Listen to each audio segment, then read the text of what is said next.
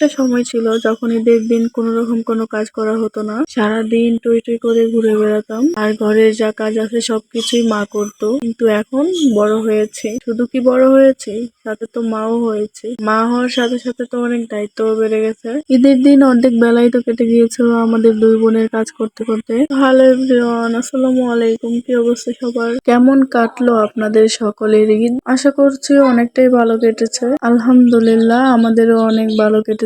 তো আমাদের ঘরে তো গোস্ত চলে আসছে।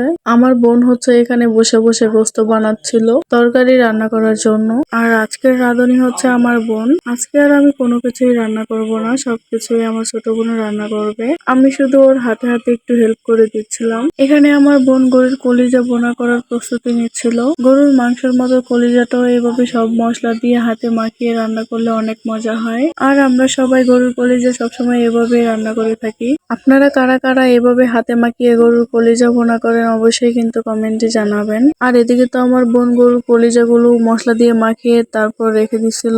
আর এখন হচ্ছে গরুর মাংসগুলো মশলা দিয়ে মাখিয়ে নিবে। আমার বোন তো এখানে আদা বাটা, জিরা বাটা, পেঁয়াজ বাটা, রসুন বাটা সবকিছুই দিয়ে দিচ্ছিল। সাথে মরিচের গুঁড়া, হলুদের গুঁড়া, ধনিয়ার গুঁড়া আর স্বাদ মতো লবণ দিয়ে দিল। তারপর হচ্ছে লং, এলাচ আর তেজপাতা দিয়ে দিচ্ছে। সাথে অল্প কিছু পেঁয়াজ কুচিও দিয়ে দিল।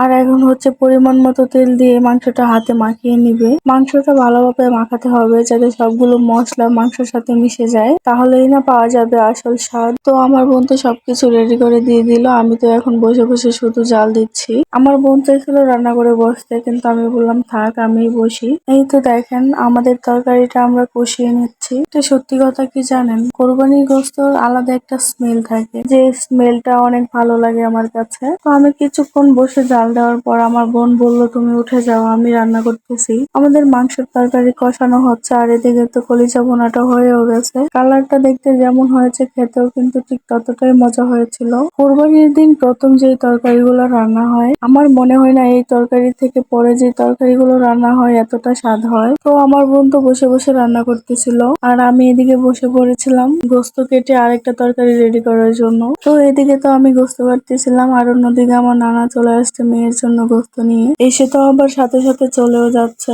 আমরা এত করে বললাম অল্প করে খেয়ে যাওয়ার জন্য, কিন্তু সে খাবে না। সন্ধ্যা হয়ে যাচ্ছে, তাড়াতাড়ি তাকে বাড়ি ফিরতে হবে। ভালো করে তো নানা হাঁটতেও পারে না, কিন্তু তারপরেও সে চলে আসছে তার মেয়ের জন্য গোস্ত নিয়ে। আমার মা তো নানাকে দেখে ভীষণ খুশি। সারাটা দিন তার মনটা অনেক খারাপ ছিল, কিন্তু তার বাবাকে দেখে সে ভীষণ খুশি হয়ে গেল। আসলে এমনই হয়, বিয়ের পর বাবা মার একটু ছায়া দেখার জন্য মেয়েরা চটপট করে। আমার মা তো তার বাবাকে এগিয়ে দেওয়ার জন্য পিছন পিছন যাচ্ছিল। যদিও আমার নানা বাড়ির রোডে কোনো গাড়ি চলে না, তারপরেও আমি নানার হাতে কিছু টাকা দিয়ে দিয়েছিলাম যাতে কোনো গাড়ি পেলে উঠে চলে যায়। যেহেতু সন্ধ্যা হয়ে গেছে, সে একটু একটু করে হেঁটে কখন পৌঁছাবে বাড়িতে জানি না। আর নানা এসে যেহেতু কিছুই খায়নি, তাই তো অল্প করে কিছু খাবার দিয়ে দিলাম যাতে নানুকে নিয়ে খেতে পারে। আচ্ছা, ঈদের দিন কার কার নানা এভাবে ছুটে চলে আসছে অবশ্যই কিন্তু কমেন্টে জানাবেন। তো এখানে বসে আমার বোন আর মা বুড়ি পরিষ্কার করতেছিল, তাতে আমাকেও একটু হেল্প করতে হবে। তো আজকের মতো এখানে বিদায় নিচ্ছি। আল্লাহ হাফেজ।